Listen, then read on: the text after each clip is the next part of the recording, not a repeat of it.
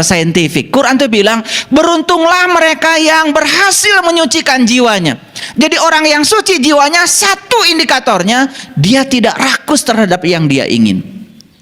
Begitu dia selesai dari kerakusannya, dia bebas dari penderitaan. Dan saya buktikan berulang kali bahwa sebetulnya semua sumber penderitaan manusia adalah keinginan. Untuk melihat seseorang suci atau tidak suci, lihat saat dia berhadapan dengan kontradiksi. Lihat secara spontan saat dia marah. Jiwa kesuciannya bisa dilihat dari pikiran. Jiwa yang suci tentu saja jiwa yang sering melakukan koneksi dengan yang maha suci. Karena dia sering melakukan koneksi dengan yang maha suci, jiwa ini menjadi terterangi oleh cahaya matahari ruhani. Akibatnya apa? Si jiwa ini sedang berada dalam keadaan terang benderang. Nah, jiwa yang terang benderang akan berpengaruh pada pikiran yang suci. Nah, jiwa yang kotor karena tidak terakses ke alam-alam tingginya tadi, kedua temannya tadi, ya, maka dia akan menjadi gelap gulita. Akibatnya kegelapan jiwa mempengaruhi kegelapan pikiran. Oleh karena itu maka pikiran cara bekerjanya cuma dua. Kalau nggak benar ya salah, kalau nggak baik ya buruk.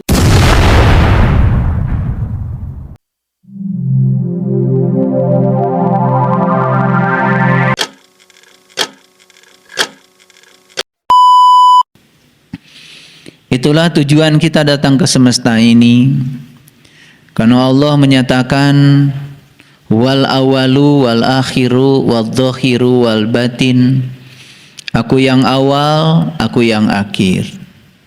Kalau Allah mengatakan aku yang awal, aku yang akhir, pahamilah bahwa sesungguhnya beliau sedang mengatakan bahwa beliau tidak berawal, tidak berakhir. Itu sebabnya ya, umat Islam ketika tawaf itu membuat geometri lingkaran. Karena membuat lingkaran itu berarti berawal dari suatu titik dan berakhir di titik yang sama. Kalau kita berhasil membuat lingkaran yang sempurna dengan mempertahankan jari-jari, bahkan titik awal dan titik akhir setelah bertemu tidak ada lagi. Itulah yang disebut dengan tidak berawal, tidak berakhir. Dan Allah menyatakan aku juga yang nyata, aku juga yang tidak nyata. Jadi yang nyata dia, yang tidak nyata juga dia. Lalu diikatlah pernyataan itu dengan kalimat la ilaha illallah.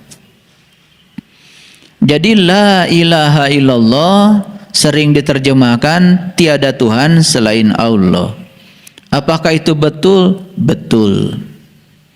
Tetapi ada yang lebih tajam lagi, energinya lebih dahsyat lagi.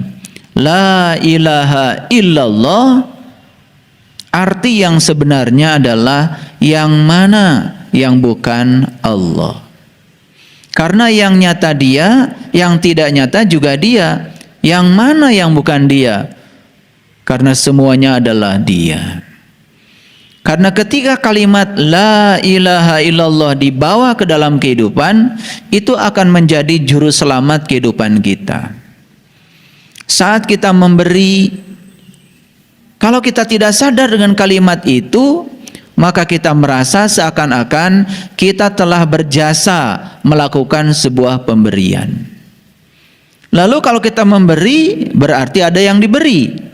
Dan kita sering merengek-rengek agar yang diberi memberikan rasa hormat yang dalam kepada kita, karena kita merasa kalau kita sudah memberi. Padahal sesungguhnya yang memberi adalah dia, yang diberi juga adalah dia. Tidak ada bahkan pemberian itu. Saya sering mengajarkan bahwa sesungguhnya setiap pemberian yang kita lakukan pada siapapun, tidak ada pemberian buat orang lain. Karena semua pemberian akan kembali kepada diri kita sendiri. Oleh karena itu saya mengajarkan bagaimana cara kita berterima kasih, terutama pada orang-orang yang bersedia untuk menerima pemberian kita. Kalau tidak ada mereka, tidak ada pemberian. Kalau tidak ada mereka, tidak ada kebaikan. Jadi kalau ada orang antri pada saat kita membagikan sembako, jangan suruh mereka yang antri berterima kasih kepada kita yang memberi. Berterima kasihlah kita kepada mereka, karena kita tidak akan bisa berbuat kebaikan sebanyak apapun harta kita kalau tidak ada mereka yang bisa menerima kebaikan kita. Karena selama ini semuanya serba terbalik. Karena keterbalikan pola pikir kita sendiri. Karena memang kita diajarkan untuk berpikir terbalik semacam itu oleh lingkungan di mana kita tinggal. Karena kita hidup di dunia di mana orang-orang yang berkesadaran semakin hari semakin sirna. Dan orang-orang yang tidak berkesadaran jumlahnya semakin banyak. Oleh karena itu suhu bumi terus meningkat. Karena suhu emosi setiap orang pun tidak terkendali. Jiwa-jiwa yang kotor, pikiran-pikiran yang tercela, sedemikian merajalela berkembang di semesta ini. Oleh karena itu para sahabatku yang dirahmati Allah, izinkan hari ini saya berbicara sesuatu yang mungkin akan mengagetkan, mungkin akan mengejutkan. Karena saya akan menggunakan standar-standar yang berbeda.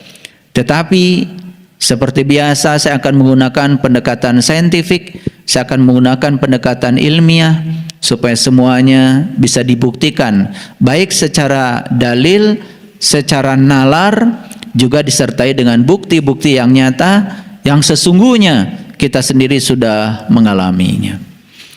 Oleh karena itu pada hari ini saya akan berbicara lebih fokus lagi dengan tema cara mencapai kesucian. Dan beruntung sekali para sahabat yang hadir di tempat ini, semoga bukan sekedar mengoleksi pengetahuan tentang cara mencapai kesucian, tetapi kita semua juga menjadi para pelaku yang bisa berhasil menyucikan diri kita. Kalau saya berpikir cara, berarti saya berpikir tentang metode. Kalau saya berpikir metode, berarti berpikir tentang bagaimana. Kalau berpikir tentang bagaimana, berarti saya akan berbicara tentang tata urutan untuk mencapainya. Itu yang pertama. Kalau saya mengatakan kata kerja mencapai, berarti harus ada yang dicapai. Harus ada sebuah pencapaian. Apa yang mau kita capai? Yaitu kesucian. Kesucian itu sudah menjadi kata benda dari kata dasar suci. Jadi kalau kesucian itu sudah jadi kata benda dari kata dasar suci. Nah, kata dasar suci ini sudah dikenali dalam hidup kita. Karena setiap hari kalian bersuci. Suka bersuci? Apa yang dilakukan? Apa yang dilakukan? Ya, pokoknya menggunakan air seperti yang sering digunakan untuk berwudu, gitu.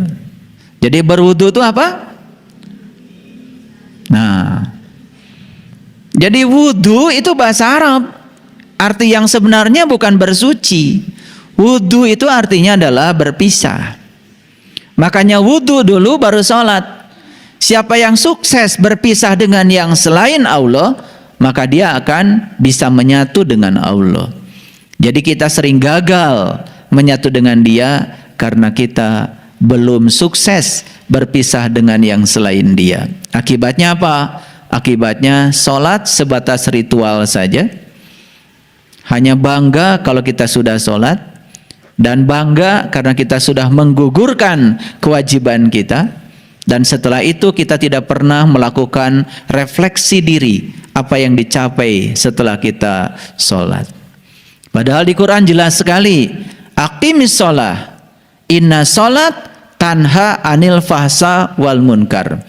Dirikanlah sholat. Sholat adalah instrumen, sholat adalah sarana, sholat adalah metode, sholat adalah cara untuk mencegah seseorang dari perbuatan keji dan munkar. Loh, menjadi lucu ya. Ada yang rajin sholat, tapi rajin juga melakukan tindakan-tindakan yang keji. Bahkan tidak berperasaan menyakiti orang lain. Bahkan tidak berperasaan ketika orang lain kesusahan. Dia merasa bangga dengan sholatnya, pada sesungguhnya inti sari sholat adalah akhlak. Akhlak dilihat dari kemampuan seseorang memperlakukan orang lain. Nah, itu yang akan menjadi kajian kita hari ini. Semoga kita mengerti dengan yang dikaji pada kesempatan yang penuh berkah. Baik ya, kalau wudhu itu dikatakan bersuci, itu juga iya, tidak ada yang salah di situ. Tetapi kalau wudhu sebatas fisik, sebatas physical body, tidak menyentuh ya aspek-aspek body yang lain, nah itu yang menyebabkan kita tidak pernah sadar bahwa sesungguhnya kesucian yang dimaksud oleh kita mungkin hanya sebatas angan-angan pikiran kita sendiri. Baik, saya akan menggunakan sebuah riset yang dilakukan oleh seorang psikolog yang sangat luar biasa, namanya Dr. Dietrich ya Klinghardt. Beliau itu membuat 5 level body ya, yang kemudian digunakan sebagai 5 level untuk mencapai kesehatan atau penyembuhan. Jadi yang pertama adalah physical body. Jadi tubuh fisik ya, tubuh fisik berarti tubuh luar yang kelihatan secara material. Yang kedua adalah energy body ya. Jadi tubuh energi. Yang ketiga adalah mental body. Jadi tubuh mental. Yang keempat adalah intuitive body, tubuh intuisi, dan yang kelima adalah spirit body. Jadi tubuh spirit.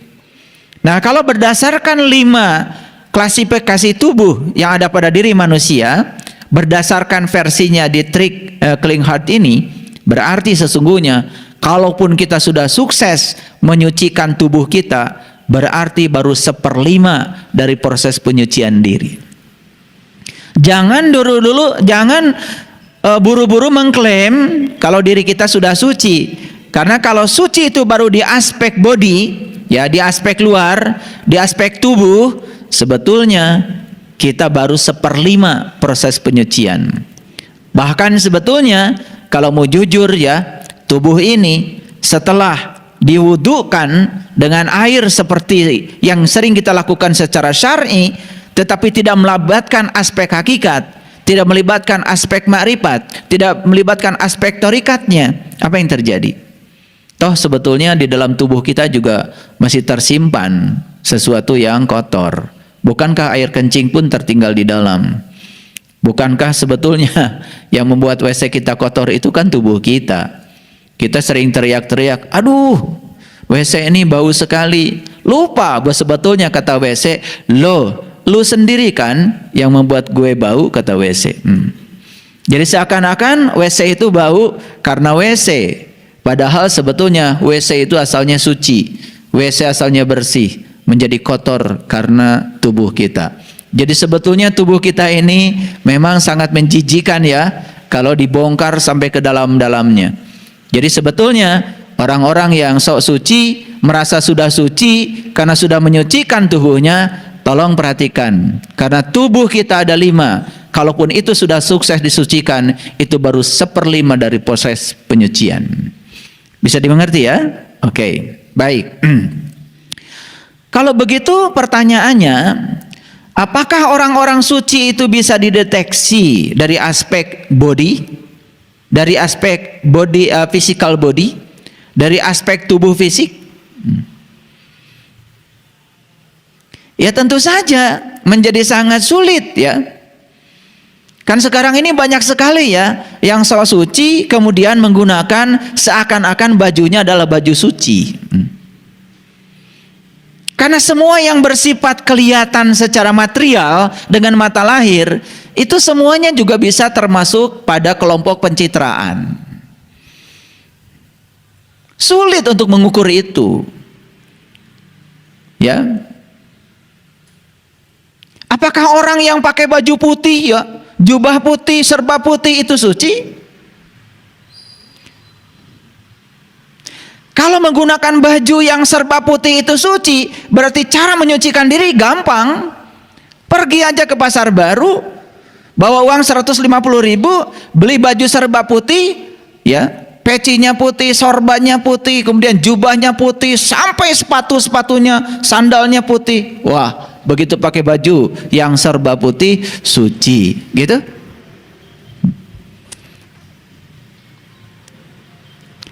Jadi tidak bisa kesucian seseorang itu diukur dari aspek fisik saja. Karena kita harus melihat kesucian itu dari 5 aspek. Pertama physical body, yang kedua energy body, yang ketiga mental body, yang keempat intuitive body, dan yang kelima adalah spirit body. Nah, kalau keseluruhan ini ya sudah kita perhatikan nanti, baru kita akan bisa mengatakan, oh, sebetulnya saya paling tidak ya ada kegeeran sedikit kalau saya sudah mencapai kesucian. Dan nanti kita tes. Karena kesucian itu harus dites. Gimana cara ngetesnya? Gampang sekali. Kalau nanti sudah tahu suci itu apa. Nah, kalau belum tahu suci itu apa kan susah ngetesnya. Betul nggak? Nah, oleh karena itu buang semua ya persepsi tentang kata suci yang selama ini ada di kepala kita. Bisa jadi itu adalah keliru. Bisa jadi itu tidak bersesuaian dengan ya apa yang dimaksud oleh kitab-kitab suci. Bisa jadi. Ya, oleh karena itu saya akan masuk dulu pada Quran surat Asy-Syam. Surat Asy-Syam ya, surat tentang matahari, surat yang ke-91 ayat 7 sampai 10. Jadi judulnya saja sudah Asy-Syam. Jadi surat tentang matahari. Nah, kalau berbicara matahari di Quran, hati-hati ya. Karena matahari ini kalau di Quran pasti matahari ruhani. Kalau di Quran ada kata-kata matahari, pasti matahari ruhani, bukan matahari jasmani. Bukan matahari fisik. Karena Quran ini kan mengarahkan kita pada aspek spirit. Jadi kata matahari pun bukan matahari secara fisik. Oleh karena itu jangan heran kalau para leluhur kita ya bisa mencapai ya ketinggian spiritual, mencapai puncak kesadaran disimbolkan dengan mencapai matahari. Nabi Ibrahim misalnya di Quran, ini berulang-ulang saya sampaikan. Saat beliau mencari jati diri tentang siapa aku, dan beliau pertama kali yang beliau saksikan adalah bintang. Setelah itu menyaksikan bulan, setelah itu menyaksikan matahari. Saya dulu ya, karena dangkal pemikiran saya, begitu mendengar kata Jepang, bangsa Jepang, karena diajarkan dari kecil ya, bendera Jepang itu kan warna dasarnya apa? Putih. Kemudian di tengahnya ada matahari. Betul? Merah kan? Gak kotak, tapi bulat. Karena bulat ini selalu aja disebut mandala. Bulat itu selalu disebut dengan kesempurnaan. Makanya tidak ada ban yang kotak. Karena kalau ban kotak, ya diam terus. Tapi ketika ban itu dibuat lingkaran, maka dia dinamis, terus dinamis. Ban itu berputar dengan kecepatan sekian, ya, rotasi per menit. Itu bisa mengantarkan kita ke Surabaya, bisa mengantarkan kita ke Lampung, bisa mengantarkan kita ke Medan, bisa mengantarkan kita ke Aceh. Terus mutar saja. Itu karena lingkaran. Makanya lingkaran itu selalu menjadi lambang spiritual. Karena lingkaran itu dinamis, ya. Apalagi kalau kita tahu luas lingkaran 22/7 kali jari-jari. Itu bahasa spiritual semua. 22 juga Quran surat Al-Hajj, kan spiritual perjalanan haji. 7 juga lambang dari haji. 7 kali tawaf, 7 kali sa'i, 7 batu melempar jumroh. Jari-jari juga lambang spiritual. Karena Allah meletakkan namanya di sini. Ini alif, ini lam, ini ha. Ini alif, ini lam, ini ha. Keren banget. Makanya Allah bilang, yadullah fauqa aydihim. Tangan Allah ada pada kamu. Tangan siapa sesungguhnya ini? Tangan Allah. Kalau ini tangan Allah, berarti untuk apa tangan ini diserahkan Allah kepada kita? Satu tujuan Allah, untuk menyenangkan Allah. Pertanyaannya, sudahkah tangan ini digunakan untuk menyenangkan Dia? Sederhana kan sebetulnya. Ya?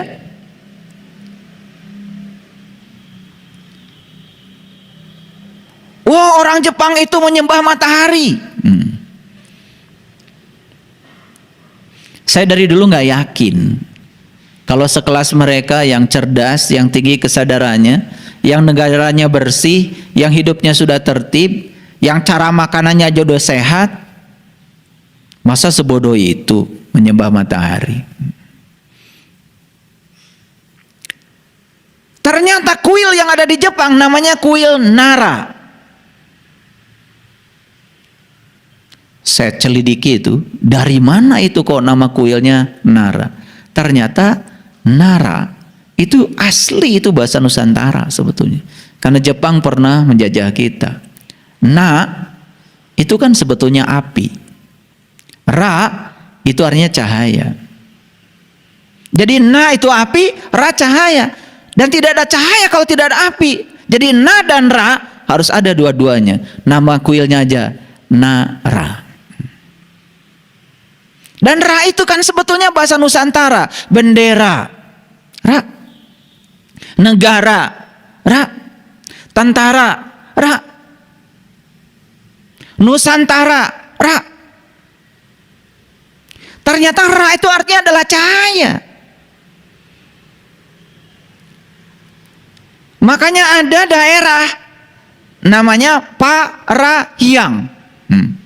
Pa itu juga bahasa Nusantara. Artinya adalah tempat, ruang. Ra itu artinya cahaya. Hyang itu adalah mereka yang sudah mencapai ketinggian. Jadi Parahyang, tempat para leluhur yang sudah mencapai ra.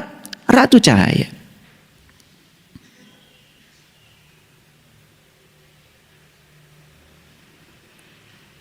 Makanya Sunda, kebanyakan orang menganggap Sunda itu seakan-akan adalah nama suku. Padahal dulu Sunda dari kata Sunada. Jadi ada lagi di situ. Ada su itu artinya abadi, na tadi apa? Api. Da itu besar. Jadi Sunada itu adalah api abadi yang besar. Jadi sebetulnya leluhur kita sendiri itu disebut bangsa matahari. Tetapi bukan bangsa yang menyembah matahari itu. Bangsa yang sudah mencapai pencerahan. Bangsa yang sudah tahu hakikat dari matahari. Maka di Quran dikatakan Robul Masyriqain Warubul Maghribain. Kan matahari ada dua. Satu matahari yang jasmani, satu matahari yang rohani. Beruntung yang sudah menemukan dua-duanya. Ya. Makanya ajaran leluhur kita namanya Sunadayana. Jadi yana itu jalan sebetulnya. Asli bahasa Nusantara. Sunadayana itu jalan untuk mencapai api abadi yang besar. Sebagai sumber awal dari kehidupan. Itu yang kemudian di Quran disebut cahaya di atas cahaya. Itu yang disebut dengan nur ala nur. Dan itu ajaran semua para suci, para guru, para mursyid, para sunan, para wali, para rasul.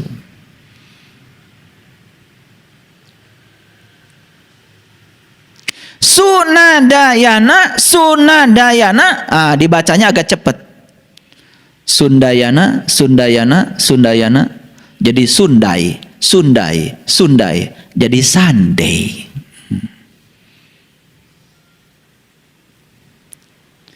Makanya sun itu jadi matahari. Day itu hari. Sunday hari matahari. Kapan hari matahari? Ahad. Makanya di sana ada jabal namanya Jabal Ahad. Kita sering menyebutnya Jabal Uhud. Jabal itu gunung, Ahad itu menyatu. Jabal Uhud, gunung tempat menyatu. Di mana Nabi Muhammad menyatu? Di Sidratil Muntaha, di puncak kesadaran. Berarti puncak kesadaran adalah gunung, tempat menyatu. Keren banget. Ahad. Bahasa Inggrisnya apa? Sunday. Kan dari Sunda, Yana itu. Keren itu. Kalau kita belajar etimologi itu ketemu titik temunya itu. Loh kenapa Minggu disebut Ahad? Ahad itu kan satu.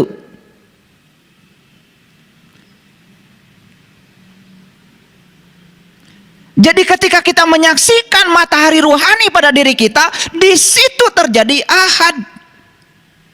Ahad, Ahad, Ahad. Jadi tauhid. Kita tahunya tauhid, ilmu mengesahkan Tuhan. Pada tauhid yang diajarkan pada leluhur kita, ilmu tentang mengesah dengan Tuhan. Mengesah dengan Tuhan, Ahad.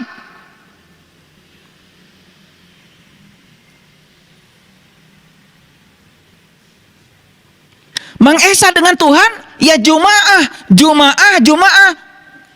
Berjamaah. Berjamaah itu berarti ngumpul kita dengan Tuhan. Sahabat lain melakukan kebaktian hari Minggu. Jadi jangan mengatakan sekali-kali bahwa ya hari yang paling suci adalah hari ini, hari yang lain gak suci. Oh, saya beribadah di hari yang paling suci. Nah, orang lain sayang sekali ya mereka ibadahnya bukan di hari suci. Ini masalah pengertian. Semua hari ya suci. Semua hari ya bagus. Tidak ada hari suci, tidak ada minggu suci, tidak ada bulan suci. Semua ya suci, tergantung sudut pandang kita.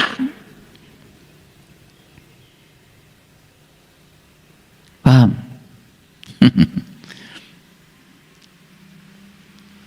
Jadi Quran surat Asy-Syam itu cerita apa? Cerita matahari. Wasyamsi waduhaha.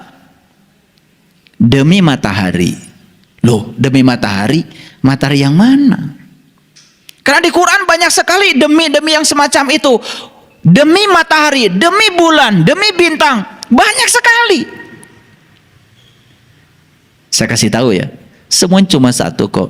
Demi Allah yang berada di baliknya. Gitu. Makanya kalau kita sudah bisa memahami Allah yang nyata, Allah yang tidak nyata, semua di balik yang nyata ada Dia sang keberadaan yang mengendalikan semuanya. Disitulah muncul yang namanya kesadaran. Paham ya? Oke.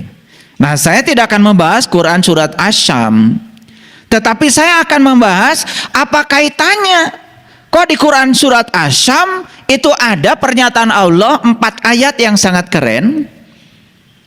Yang pertama, wa nafsiu wa ma sawaha. Nafs itu sering diartikan diri. Ada juga yang mengartikan jiwa. Saya sepakat ya dengan terjemahan yang ada. Jadi nafs sering diartikan jiwa, gak apa-apa. Yang penting nanti kita bahas. Jiwa itu yang mana? Karena Allah sudah menghembuskan ke dalam diri kita yang namanya ruh. Fa iza sawaituhu wa nafakhtu fihi mir ruhi faqa'u lahu sajidin. Ketika aku sudah selesai menciptakan tubuhmu, aku tiupkan ruhku. Nah, ruhku ini wujudnya adalah nur. Nur ada kaitannya dengan syam. Ada kaitan dengan matahari, ada kaitan dengan ra tadi, ada kaitan dengan na. Oh, keren banget. Ini saya bicara dalam bahasa yang sangat universal. Jadi jangan heran ya. Kenapa negara-negara yang paling islami malah justru negara yang mayoritas penduduknya tidak menganut agama Islam.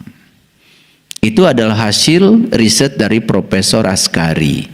Beliau melakukan riset di 207 negara selama 15 tahun, menyelidiki negara yang paling islami. Dan Indonesia masuk kategori nomor 140 dari 207 negara. Bagus. Bagus toh 140. Ya lebih bagus daripada 141.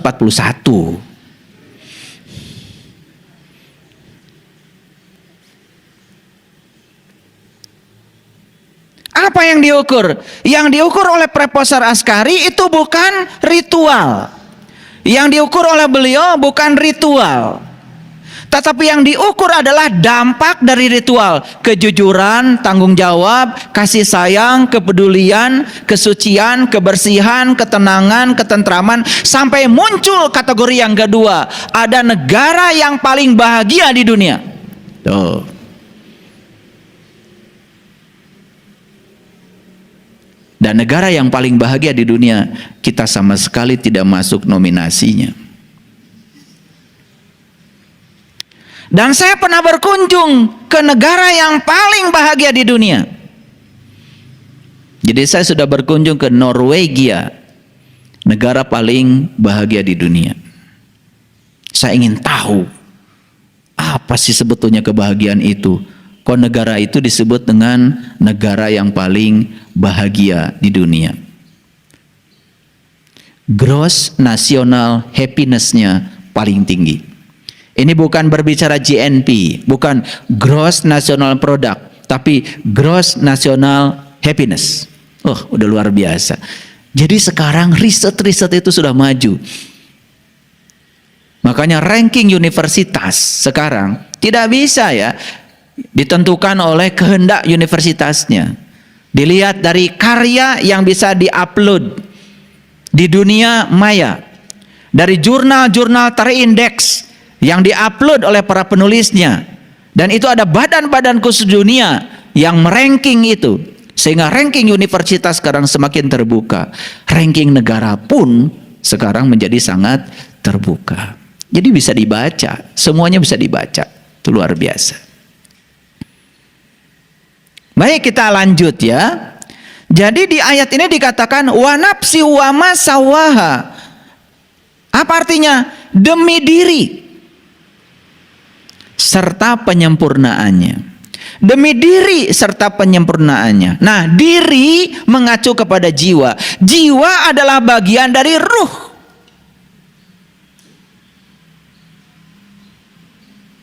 Kenapa? Nah, ini harus dimengerti.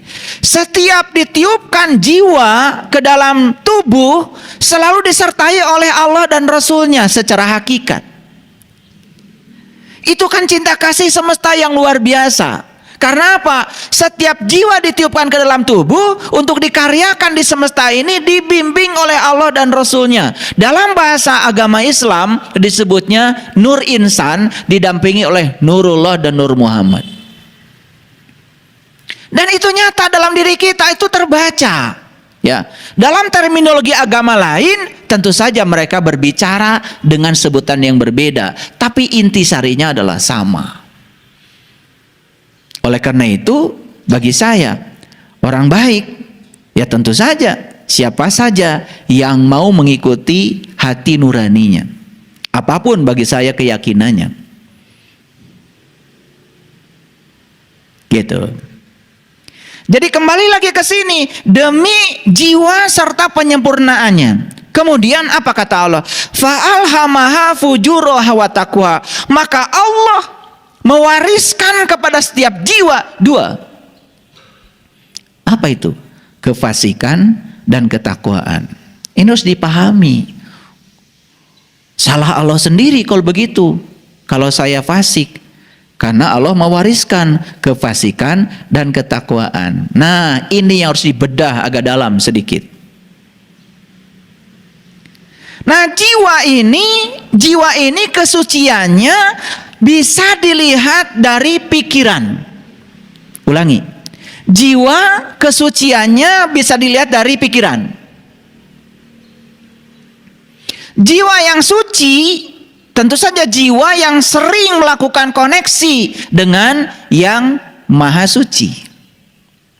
Karena dia sering melakukan koneksi dengan yang maha suci, jiwa ini menjadi terterangi oleh cahaya matahari ruhani. Akibatnya apa? Si jiwa ini sedang berada dalam keadaan terang benderang. Nah, jiwa yang terang benderang akan berpengaruh pada pikiran yang suci. Nah, jiwa yang kotor karena tidak terakses ke alam-alam tingginya tadi, kedua temannya tadi, ya, maka dia akan menjadi gelap gulita. Akibatnya kegelapan jiwa mempengaruhi kegelapan pikiran. Oleh karena itu maka pikiran cara bekerjanya cuma dua. Kalau nggak benar, ya salah.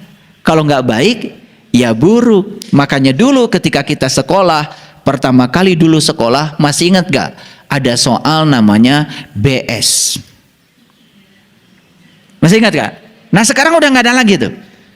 Jadi BS itu biasanya BS ada pernyataan sebelah kanannya. Kita disuruh menilai pernyataan ini benar atau salah. Apapun pelajarannya, matematika, fisika, kimia, biologi, sejarah, semuanya BS. Misalnya pernyataannya, Negara Republik Indonesia dimerdekakan pada bulan Agustus tanggal 17 tahun 1954. Nah, B atau S? Nah, S kan kalian pintar dulu, langsung dikasih bulat kan S-nya. Masih ingat kan? Nah, kenapa dulu ada soal BS? Itulah cara berpikir manusia. Jadi manusia itu pola pikirnya baru akan memberikan kepuasan kalau ada pembanding. Itu cara berpikir saja sebetulnya. Nah, tetapi kita menjadi terikat di situ oleh cara berpikir. Padahal benar salah itu adalah cara berpikir. Mekanisme pikiran memahami sesuatu harus ada pembanding. Itu pikiran. Nah, jangan lupa bahwa pikiran bukan diri sejati kita. Karena diri sejati kita adalah jiwa tadi. Tetapi pikiran, ya, pikiran bukan diri sejati kita, tapi pikiran menjadi indikator tentang bagaimana jiwa itu, kualitas jiwa itu. Ini harus dipahami. Jadi kalau begitu, apakah Allah yang mewariskan kefasikan dan ketakwaan, atau kita sendiri sebetulnya punya mekanisme untuk memahami sesuatu? Harus ada dua, ada kefasikan, ada ketakwaan. Kalau begitu pertanyaannya, kefasikan dan ketakwaan salah apa benar? Kefasikan dan ketakwaan itu adalah sisi-sisi kebenaran. Karena tidak ada ketakwaan kalau tidak ada kefasikan. Tidak ada kefasikan kalau tidak ada ketakwaan. Tidak ada orang kaya kalau tidak ada orang miskin. Tidak ada orang miskin kalau tidak ada orang kaya. Paham? Tidak ada benar kalau tidak ada salah. Tidak ada baik kalau tidak ada buruk. Jadi bukan Allah mewariskan kefasikan, tetapi cara kita bekerja untuk memahami sesuatu harus menggunakan pembanding. Jadi jangan kemudian buru-buru, wah, ke Allah kan sudah mewariskan saya kefasikan, gak apa-apa saya fasik. Karena apa? Kan Allah yang mewariskan. Itu yang selama ini dipahami keliru tentang ayat ini. Seakan-akan Allah itu ngasih kefasikan, ngasih ketakwaan, dan kemudian kita disuruh untuk memilih salah satunya. Padahal kita disuruh untuk melampaui kedua-duanya. Ini nanti akan masuk pada kesucian. Ini cara saya mengajar pelan-pelan supaya dapat dimengerti. Baik, kita lanjutkan. Qad aflaha man zakaha. Sungguh beruntung orang yang sudah menyucikan jiwanya. Wa qad khaba man dasaha, dan sungguh rugi orang yang mengotori jiwanya. Mari sekarang kita buktikan. Apa untungnya kalau kita suci jiwanya, dan apa ruginya kalau kita kotor jiwanya. Paham? Oke. Tadi indikator suci dan kotornya jiwa dapat dibaca dari pikiran. Masih ingat ya? Oke. Sekarang kita masuk pada indikator yang gampang, yaitu pikiran. Baik, saya masuk dulu ke sini. Apa indikator kesucian jiwa? Indikator kesucian jiwa adalah pikiran. Nah, 3 ciri kesucian. Ini harus dicatat. Yang pertama, terbebas dari ketamakan atau keserakahan terhadap yang diinginkan. Itu indikator pertama. Tidak ada orang yang tamak atau serakah pada yang tidak diinginkan. Selalu saja tamak dan serakah itu terhadap segala sesuatu yang diinginkan. Paham? 1. Yang kedua, terbebas dari kebencian terhadap yang tidak diinginkan. Itu indikator yang kedua.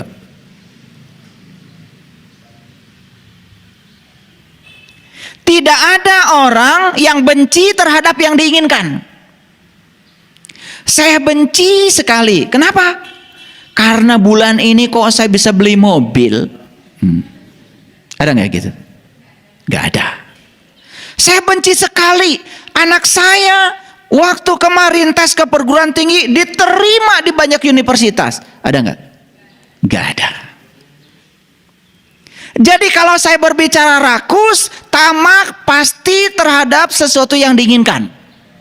Kalau saya berbicara benci, pasti terhadap sesuatu yang tidak diinginkan. Dan yang ketiga, terbebas dari kegelapan batin. Nah, pertanyaannya sekarang, yuk kita ukur sekarang. Apakah jiwa kita suci? Tanya pada pikiran. Apakah pikiran saya rakus terhadap yang diinginkan?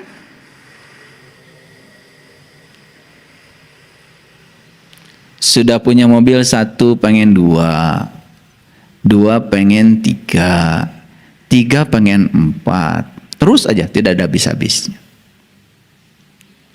Ada sahabat baik 1 pada kita pengen nambah 2, 3, 4, dan tidak siap kalau ada sahabat yang tidak baik pada kita. Pengennya semua sahabat baik sama kita, pengennya semua orang baik sama kita.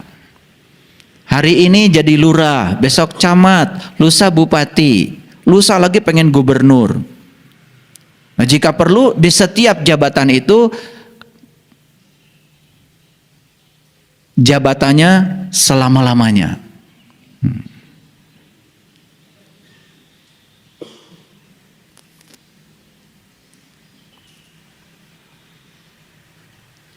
Jadi kalau menggunakan indikator ini, pertanyaannya sekarang bagi kita, apakah kita hari ini orang suci?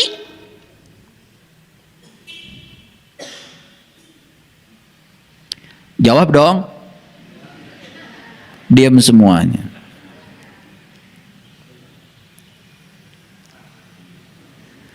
Jadi orang suci itu dilihat dari 3 aspek.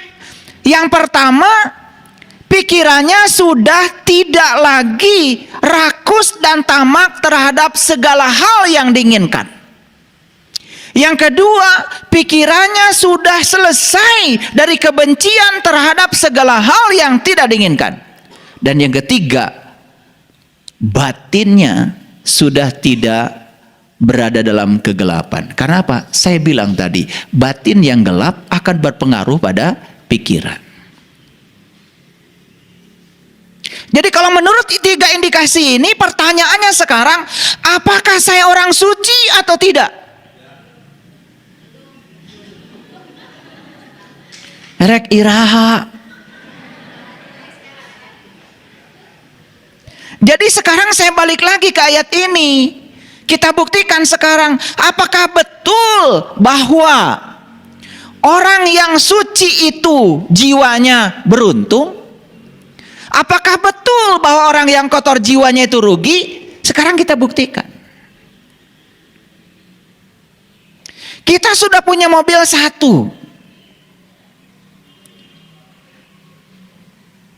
Pengen 2. Pengen 3. Pengen 4. Coba ikuti semua pengennya. Hasilnya apa?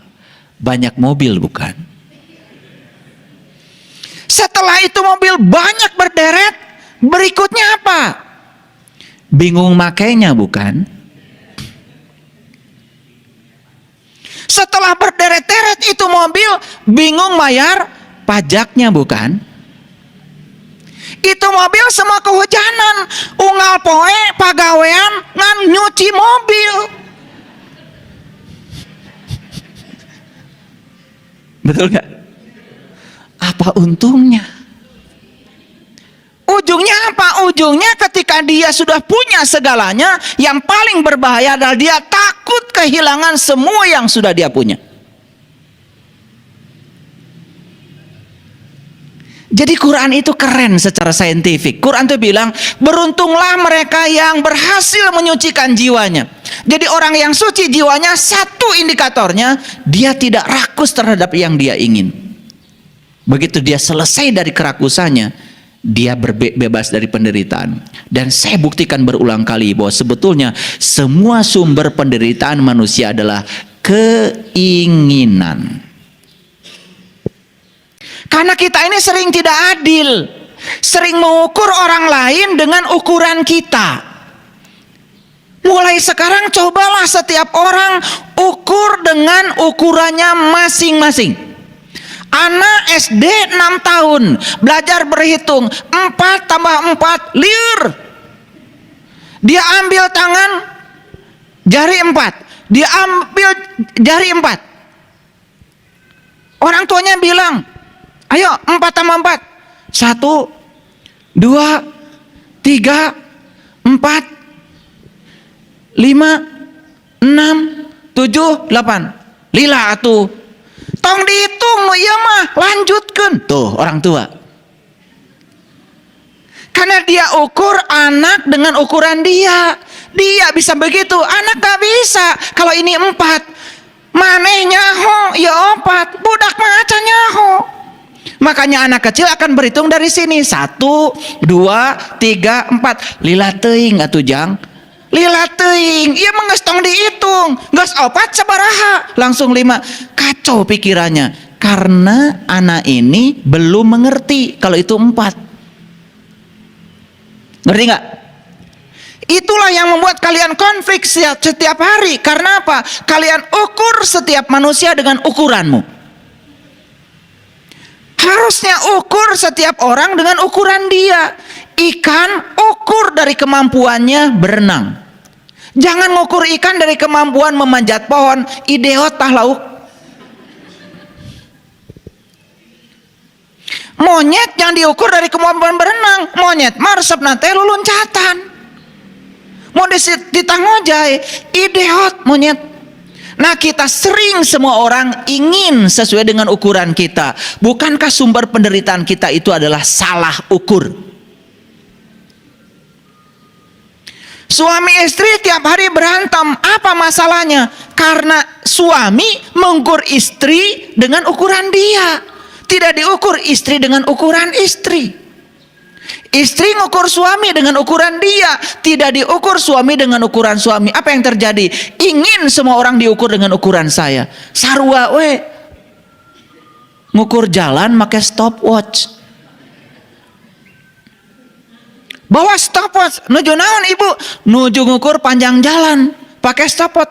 Salah ukur ibu, nepi ka kiamat ge moal penak panjang jalan sabaraha, da ngukur panjang mah kudu ku meteran. Begitu salah ukur, hasil ukur tidak valid.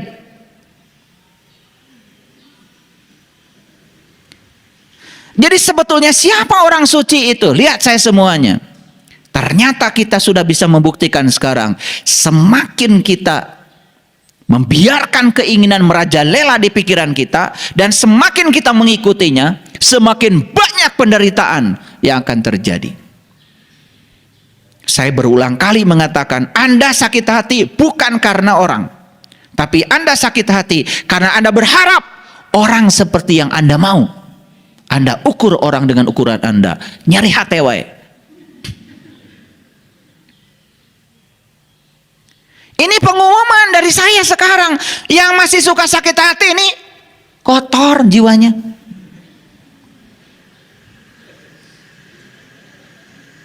Ini supaya gampang ukurnya. Karena selama ini kalian menganggap kalian tuh suci karena apa?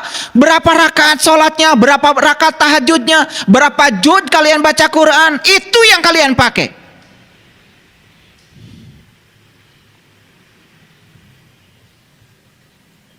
Jadi kesucian seseorang jelas tidak bisa dilihat dari berapa banyak ritual yang dilakukan. Karena ritual itu ujung-ujungnya akhlak. Kalau ritual tidak membangun akhlak, buat apa? Kan saya bilang tadi, sholat itu adalah instrumen. Sholat itu sarana, bukan tujuan. Tujuan utamanya adalah membentuk akhlak supaya dia terbebas dari perbuatan keji dan munkar. Jadi orang-orang yang sok suci karena sudah sholat, tapi dia belum pernah mengukur dirinya, tingkat kesuciannya. Ini saya kasih tahu instrumennya. Mulai sekarang, ukur kesucianmu dengan 3 instrumen ini. Jadi yang pertama, ukur kesucianmu dari terbebasnya dirimu. Dari apa? Dari ketamakan, dari kerakusan terhadap segala hal yang kamu inginkan. Jadi kalau orang jadi RT hayang seumur hidup, kotor jiwanya, mau diganti.